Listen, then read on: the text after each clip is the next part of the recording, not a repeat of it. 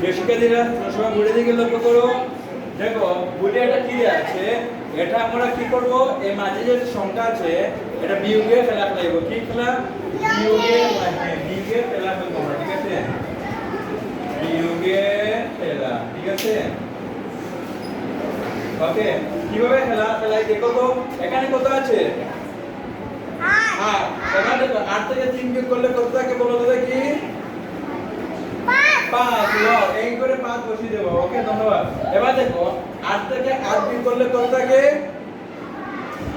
0। 8 থেকে 8 বিয়োগ করলে 0। তাহলে এই শূন্যটা এখানে বসিয়ে দেব, বুঝতে পারছো?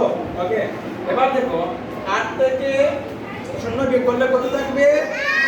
8। ওয়াও, দারুণ, এক্সিলেন্ট। 8 বসালাম। ওকে, এবার দেখো 8 থেকে 4 বিয়োগ করলে কত থাকে? 8 থেকে 4 বিয়োগ করলে কত থাকে? 8, ঠিক আছে? দেখো 8 আছে, ঠিক আছে? কেমন ধরো? হ্যাঁ, ওকে 4 বসালাম, ঠিক আছে? 4, ধন্যবাদ। 8 থেকে 5 বিয়োগ করলে কত থাকে? এবার বলো 8 থেকে 5 বিয়োগ করলে কত থাকে? 3। হ্যাঁ, ওকে, ধন্যবাদ। 8 থেকে 1 বিয়োগ করলে কত থাকে? 2।